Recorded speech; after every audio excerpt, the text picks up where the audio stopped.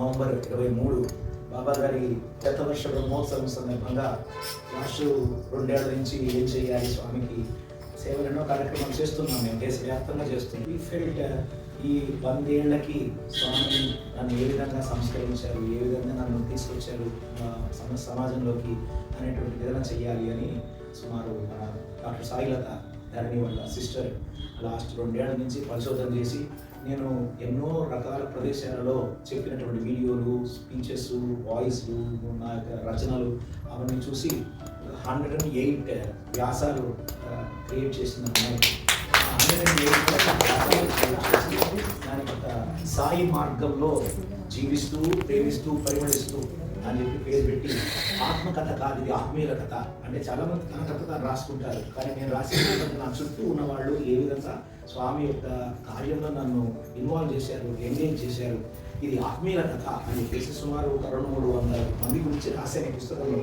ఈ పుస్తకం స్వామి అర్పణ చేసి మన 25వ తేదీ జనవరి శిల్పకళా వేదికలో వెంకయ్య నాయుడు గారి సమక్షంలో అమ్మ చేతుల మీదుగా అమ్మ కొడుకుని సమాజానికి ఇచ్చావు, ఇప్పుడు పుస్తకాన్ని కూడా అంకితం చేస్తున్నాను అని చెప్పినట్టు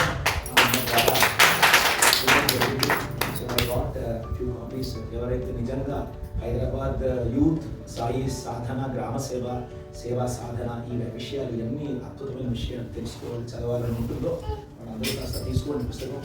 it is been kept there, I did not give. ఎవరైతే తీసుకున్నారో వాళ్ళు చదవండి. ఒకరికి ఇచ్చామంటే తెలుగు పండిట్ ఆయన రాశాడు. ఒక తెలుగు ఉపాధ్యాయునిగా సాహిత్యాభిలాష ఉన్న వర్ధమాన కవిగా నేను కొంతవరకు ఇతర పుస్తకాలు బాగానే చదివాను, కానీ బాలచంద్రుడు రాసిన పుస్తకం అన్నిటికీ విభిన్నమైనదిగా నిస్సందేహంగా చెప్పవచ్చు. భక్తి మనిషిని ఏ విధంగా పరిపూర్ణుడు చేస్తుంది, సేవ మనిషిని ఏ విధంగా తీర్చిదిద్దుతుంది అనడానికి తార్కాణం ఈ పుస్తకం.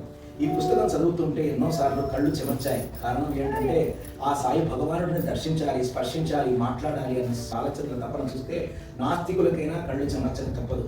నేను పుస్తకం చదువుతూ నా చుట్టుపక్కల ఉన్న నాస్తికులకు చూపించాలని పుస్తకంలోని హృదయం కదిలించే కొన్ని పేజీలను స్క్రీన్ షాట్స్ తీసుకొని పెట్టాను. భక్తి అంటే ఇది అని చూపించే ప్రయత్నం చేశాను. నేను సాయిబాబా స్వామికి దివ్యత్వం ఆపాదించడానికి అంగీకరించేవాడినే కాదు.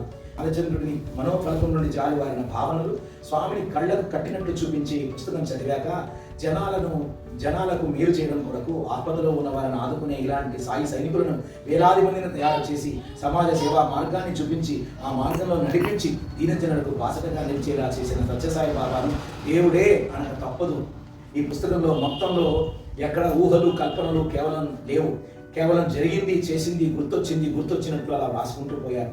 నాకు పుస్తకం మొత్తంలో బాబా ప్రేమను పొందాలి అన్న బాలచంద్ర తపన ఆశ్చర్యచకితులను చేసింది.